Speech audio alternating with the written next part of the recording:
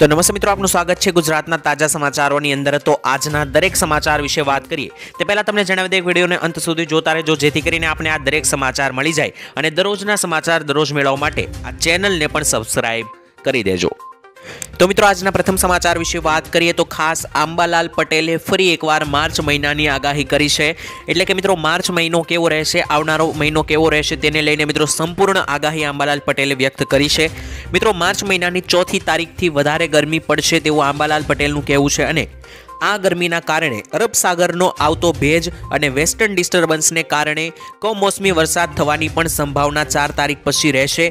માર્ચના પ્રથમ 15 દિવસ તો મિત્રો મધ્ય ગુજરાતમાં એટલે કે વડોદરા, અમદાવાદ, ગાંધીનગર વગેરે ભાગોની અંદર મહત્તમ તાપમાન 42 ડિગ્રીને પાર કરી જવાની શક્યતા રહેશે।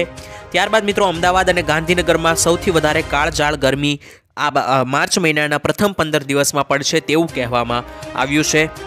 અને ત્યારબાદ તારીખ 7, 8 અને 9 માર્ચ ત્યારબાદ 11 થી લઈને 14 તારીખ દરમિયાન હવામાનમાં ફરી એકવાર પલટો આવશે તેવું કહેવામાં આવ્યું છે અને કચ્છના ઉત્તર મધ્ય ગુજરાતના ભાગો, પૂર્વ ગુજરાતના ભાગો, ઉત્તર સૌરાષ્ટ્રના અમુક ભાગમાં વરસાદ મિત્રો 11 થી 14 માર્ચની આસપાસ પડી શકે છે। ખાસ કરીને બનાસકાંઠાના ભાગો, કચ્છના ભાગોમાં કમોસમી વરસાદની શક્યતા વધારે રહેશે તેવું આંબાલાલે જણાવ્યું છે। એટલે કે મિત્રો આંબાલાલની આગાહી જે છે તે માર્ચ મહિનાને લઈને તેમણે સંપૂર્ણ આગાહી એ કરી છે કે માર્ચ મહિનાની શરૂઆતમાં ગરમીની અંદર વધારો થશે, ત્યારબાદ 11 થી 14 માર્ચ આસપાસ ગુજરાતમાં વરસાદની શક્યતા વધારે છે। ત્યારબાદ મિત્રો જોઈએ તો દેવા માફી અંગે એક મોટા સમાચાર પ્રાપ્ત થયા છે। હમણાં મિત્રો ખેડૂત માટે સૌથી મોટા સમાચાર આવ્યા છે। ખેડૂતોના દેવા માફીને લઈને મોટા સમાચાર સામે આવ્યા છે। મિત્રો ગુજરાતના માથે કુલ 43 લાખ ખેડૂતો એવા છે કે જેના માથે અત્યારે દેવું છે અને આ ખેડૂતોનું દેવું એમને એમ નથી થઈ જતું। મિત્રો આવી કુદરતી આફતો વારંવાર આવે છે, જેવી કે અતિવૃષ્ટિ સર્જાઈ જાય છે, ખેડૂતોનો પાક નિષ્ફળ જાય છે અને વાવાઝોડા પણ ક્યારેક આવી જાય છે।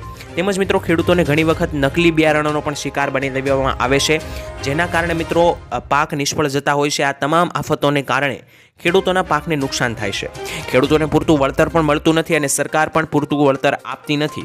મિત્રો બજેટમાં ખેડૂતોને આશા હતી કે ખેડૂતોને બજેટ 2024ની અંદર દેવામાં માફીને લઈને અથવા થોડી ઘણી લોન માફીને લઈને સમાચાર પ્રાપ્ત થશે, થોડું ઘણું દેવું માફ કરશે સરકાર, પરંતુ આ બજેટની અંદર સરકારે દેવા માફીને લઈને કોઈ પણ પ્રકારનો ઉલ્લેખ કર્યો નથી।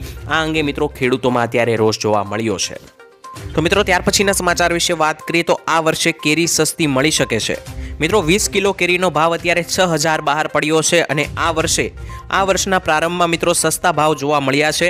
અથાણાની રાજાપુરીની આવક મિત્રો હજુ બાકી છે, ત્યારે સોરઠ સૌરાષ્ટ્રની કેસર કેરી આ વર્ષે ખૂબ જ મોડી આવશે તેવું કહેવામાં આવ્યું છે અને હજુ આંબામાં મોર આવ્યા છે, પણ મિત્રો હાલમાં ક્યાંક ખાખટી એટલે કે મિત્રો નાની સંભારાની કેરીનું બજારમાં આગમન થયું છે। ત્યારે જૂનાગઢ માર્કેટ યાર્ડમાં મિત્રો રત્નાગીરી હાફૂસ કેરીનું આગમન થવા પામ્યું છે।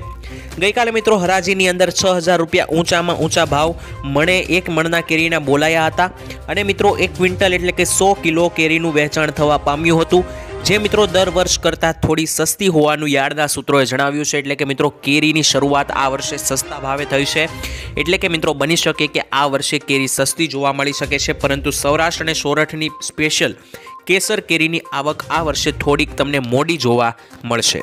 તો ત્યારબાદના મહત્વના સમાચાર વિશે મિત્રો વાત કરીએ તો ખેડૂતો માટે કાળો દિવસ જાહેર કરવામાં આવ્યો। મિત્રો સંયુક્ત કિસાન મોરચાએ ગઈકાલે દેશભરમાં કાળો દિવસ મનાવવાની જાહેરાત કરી છે। મિત્રો દિલ્હી સરહદે પોલીસ સાથે ઘર્ષણ બાદ મિત્રો એક ખેડૂતોના મોત અને ખેડૂતોની માંગણીઓ હજુ સુધી નથી સ્વીકારવાના વિરોધમાં કાળો દિવસ મનાવવામાં આવી રહ્યો છે।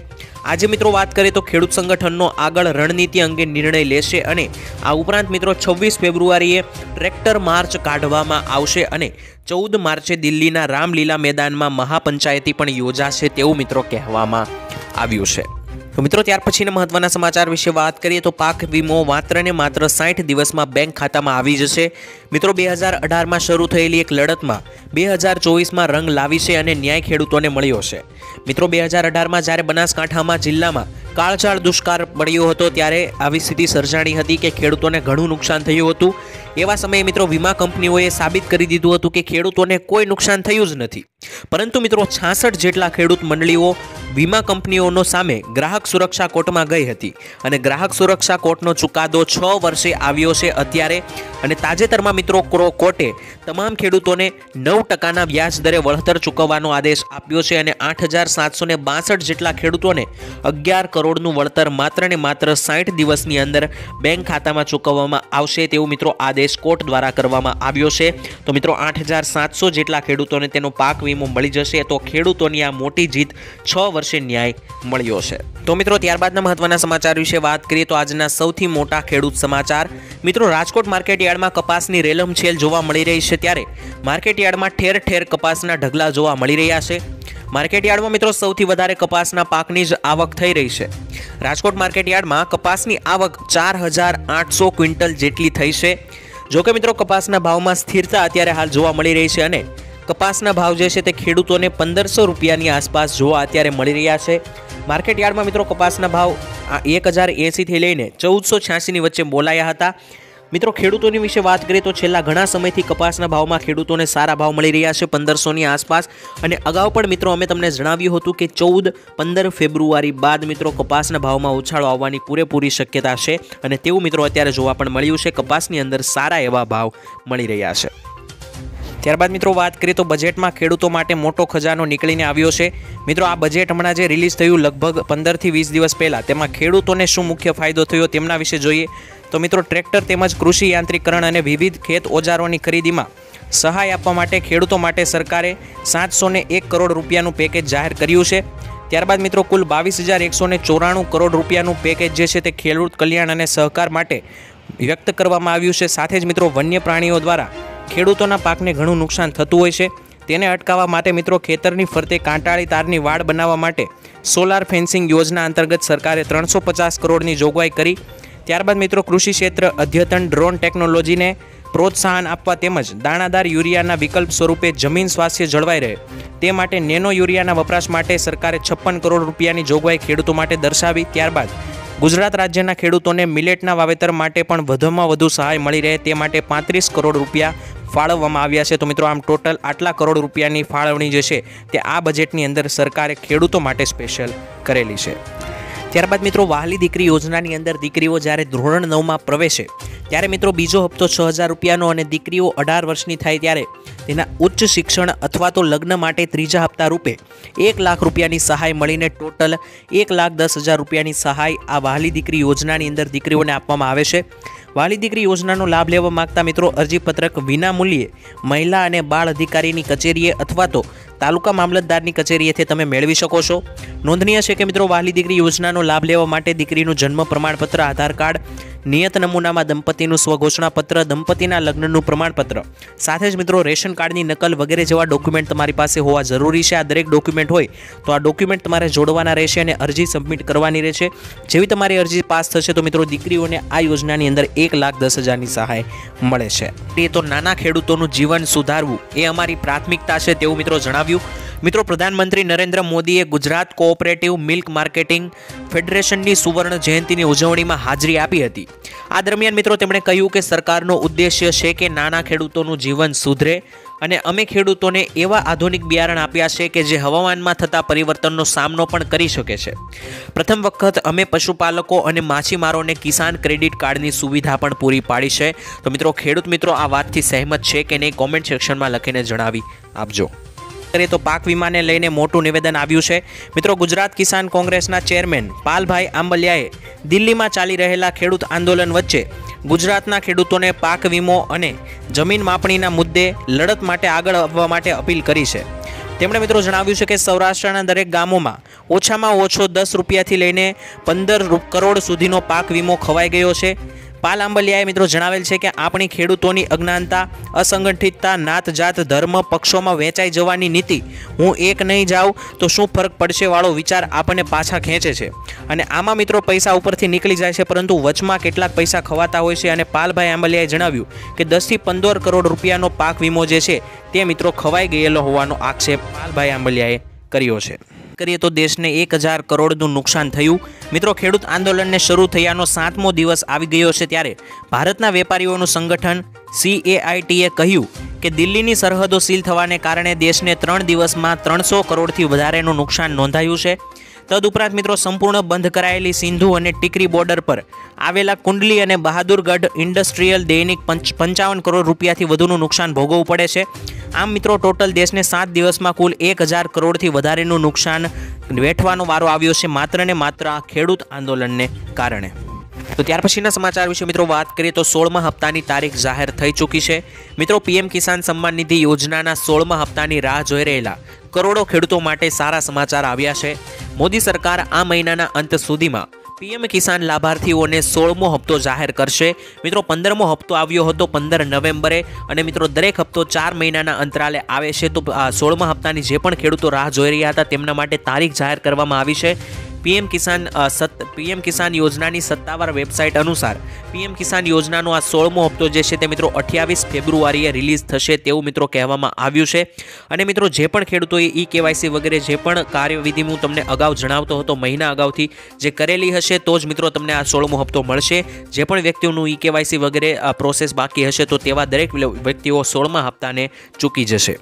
તો મિત્રો ત્યાર પછીના મહત્વના સમાચાર વિશે વાત કરીએ તો ગુજરાતમાં પણ મફત વીજળી આપવામાં આવશે કે નહીં। મિત્રો ભારતમાં 5 રાજ્યો એવા છે કે જ્યાં મફત વીજળીની સુવિધા પૂરી પાડવામાં આવે છે। દિલ્હીમાં મિત્રો 200 યુનિટ મફત વીજળી આપવામાં આવે છે જ્યારે ઝારખંડમાં 125 યુનિટ મફત વીજળી આપવામાં આવે છે। રાજસ્થાનમાં પણ મિત્રો 5 લાખ પરિવારને 300 યુનિટ મફત વીજળી આપવામાં આવે છે। હિમાચલ પ્રદેશમાં 125 તો પંજાબમાં 300 યુનિટ સુધીની મફત વીજળી આપવાની જવાબદારી છે સરકારની। તો મિત્રો ચૂંટણી નજીક આવતા ગુજરાતમાં પણ ફરી એકવાર મફત વીજળી મળવી જોઈએ કે નહીં તેને લઈને વાતચીત થઈ રહી છે કારણ કે ભારતના 5 રાજ્યો એવા છે કે જ્યાં મફત વીજળી મળી રહી છે। તો ગુજરાત પણ ભારતનું જ રાજ્ય છે તો ગુજરાતના ખેડૂતોને અને સમગ્ર વ્યક્તિઓને પણ ફ્રી વીજળી મળવી જોઈએ મફત વીજળી મળવી જોઈએ કે નહીં કોમેન્ટ સેક્શનમાં લખીને જણાવી આપજો। ત્યારબાદના સમાચાર વિશે મિત્રો વાત કરીએ તો કમોસમી માવઠાને લઈને પાકને ભારે એવું નુકસાન થયું છે। મિત્રો થોડા દિવસો પહેલા અંબાલાલ પટેલે આગાહી કરી હતી કે આવનારા દિવસોમાં થોડીક વરસાદની આગાહી દેખાઈ રહી છે જેને લઈને મિત્રો અમે તમને સમાચાર પણ જણાવ્યા હતા આજથી લગભગ 3 થી 4 દિવસ પહેલા। તો એવું જ મિત્રો બન્યું છે વરસાદ આવ્યો છે ગુજરાતમાં।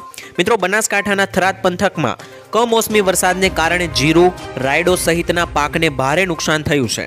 મિત્રો પાક લણવાના સમયે જ વરસાદ પાકને નુકસાન કરતા ખેડૂતોમાં ભારે ચિંતાનો માહોલ અત્યારે ફેલાયો છે। 21 થી લઈને 25 ફેબ્રુઆરી દરમિયાન હવામાન વિભાગે પણ વાતાવરણમાં પરિવર્તન અંગે આગાહી અગાઉ પણ કરી હતી પણ મિત્રો અમુક આગાહીકારો જણાવતા હતા કે વરસાદ નહીં આવે અમુક જણાવતા હતા કે આવશે જેમાંથી મિત્રો અંબાલાલ પટેલની આગાહી હતી કે આવનારા 5 દિવસની અંદર ભારે વરસાદ જોવા મળશે ગુજરાતના અમુક વિસ્તારોમાં તો મિત્રો જોવા પણ મળ્યો છે અને સાથે જ પાકને પણ ખેદાન મેદાન કરી દીધા છે। મિત્રો અંતમાં જ્યારે પાકને માત્ર લણવાનો બાકી હોય એકદમ કમ્પ્લીટ તૈયાર થઈને ઊભો થયો હોય આવી સ્થિતિમાં મિત્રો કમોસમી વરસાદ પડતા પાકને ભારે નુકસાન થયું છે અને અત્યારે ખેડૂતો ચિંતામાં મુકાયા છે। સાથે જ સૌરાષ્ટ્ર કચ્છમાં પણ મિત્રો આગામી સમયમાં પવન સાથે વરસાદની આગાહી થોડાક દિવસમાં કરવામાં આવી છે અને આ દરેકની વચ્ચે બનાસકાંઠામાં મિત્રો વરસાદ પણ પડી ચૂક્યો છે। તો મિત્રો ત્યાર પછીના સમાચાર વિશે વાત કરીએ તો હવે 10 મિનિટમાં પોલીસ ઘટના સ્થળે હાજર થશે। મિત્રો ગૃહમંત્રી હર્ષ સંઘવીએ જણાવ્યું હતું કે આગામી સમયમાં પોલીસ ગુના સ્થળે પહોંચવા માટે રિસ્પોન્સ ટાઈમ ઘટાડવામાં આવશે। જ્યાં મિત્રો હવે તે બની ગયું છે અને હવે 112 ટોલ ફ્રી નંબરની સેવા શરૂ કરવામાં આવી છે જેના કારણે મિત્રો ગુના સ્થળે કોઈ પણ વ્યક્તિ ફોન કરશે તો માત્ર ને માત્ર 10 થી 20 મિનિટની અંદર રાજ્ય ગ્રામ્ય વિસ્તાર હોય તો પોલીસ માત્ર 20 મિનિટમાં અને જો શહેરી વિસ્તાર હોય તો પોલીસ માત્ર ને માત્ર 10 મિનિટમાં ઘટના સ્થળે પહોંચશે। એટલે કે મિત્રો હર્ષ સંઘવીએ અગાઉ પણ જણાવ્યું હતું કે પોલીસ રિસ્પોન્સ ટાઈમ ઘટાડવામાં આવશે ઘટના સ્થળે પોલીસને વહેલી પહોંચાડવામાં આવશે। તેવું જ મિત્રો અત્યારે થયું છે। અત્યારે જો કોઈ પણ દુર્ઘટના બને અને જો કોઈ 112 ટોલ ફ્રી નંબર ઉપર ફોન કરે છે તો ગામડાના વિસ્તારમાં 20 મિનિટની અંદર અને શહેરોના વિસ્તારોમાં 10 મિનિટની અંદર પોલીસ જે છે તે મિત્રો ઘટના સ્થળે હાજર થશે। ત્યારબાદના સમાચાર વિશે મિત્રો વાત કરીએ તો રેશન કાર્ડમાં નવી સિસ્ટમ લાગુ કરવામાં આવશે। મિત્રો આવનારી 1 તારીખથી એટલે કે 1 માર્ચ 2024થી આખા દેશમાં રાશન વહેંચવાની વ્યવસ્થામાં ફેરફાર થવા જઈ રહ્યો છે। મિત્રો 1 માર્ચ 2024 બાદ રાશન કાર્ડ ધારકો માટે વિતરણમાં ગડબડી સહિત અન્ય પ્રકારની પરેશાનીઓમાંથી હંમેશા માટે છુટકારો મળવાનો છે। કારણ કે મિત્રો ગામડામાં બેઠેલા ગ્રાહકો અને દુકાનદારો પર જિલ્લા મુખ્યાલયમાં બેઠેલા અધિકારીઓની નજર રહેશે સીસીટીવી મારફતે। આખા દેશમાં મિત્રો ઈ-પોસ મશીન લગાવવામાં આવશે જેથી કરીને મિત્રો નજર રાખી શકાય અને રાશનની અંદર કોઈ પણ પ્રકારની ગડબડી કે પરેશાની ના આવે તેને માટે મિત્રો આ ઈ-પોસ મશીન લગાવવામાં આવી રહ્યા છે જેથી મિત્રો અંદર બેઠેલા તમામ અધિકારીઓ આની દરેક નજર રાખશે જેથી કરીને કોઈ ગડબડી ના થાય। ત્યારબાદના સમાચાર વિશે મિત્રો વાત કરીએ તો જવાબદાર પોલીસ સામે કાર્યવાહી કરવામાં આવશે। મિત્રો ખેડૂતોના વિરોધ પર પંજાબના સીએમ ભગવંત માને કહ્યું કે શુભંકર મૃત્યુ માટે જે પણ પોલીસ કર્મચારી જવાબદાર હશે તેની સામે કડક કાર્યવાહી કરવામાં આવશે। મિત્રો શુભાકરણ અહીં તેની ખેતીની યોગ્ય કિંમત માંગવા આવ્યો હતો। પંજાબ સરકાર ખેડૂતોની સાથે છે અને તેઓ અમને રાષ્ટ્રપતિ શાસનની ધમકી આપવાનો પ્રયાસ કરી રહ્યા છે। હું આ ધમકીથી ડરતો નથી અને હું શુભકરણ જેવી વધુ ઘટનાનો બનાવ નહીં બનવા દઉં। એટલે કે મિત્રો પંજાબની અંદર આ આંદોલનમાં એક ખેડૂત શુભાકરણ નામના વ્યક્તિની મૃત્યુ થયું છે, તો તેને લઈને મિત્રો કહેવામાં આવ્યું છે કે શુભાકરણના મૃત્યુ માટે જે પણ પોલીસ કર્મચારી જવાબદાર હશે તેની સામે કાર્યવાહી કરવામાં આવશે। આવું મિત્રો પંજાબના સીએમ ભગવંત માને જણાવ્યું છે।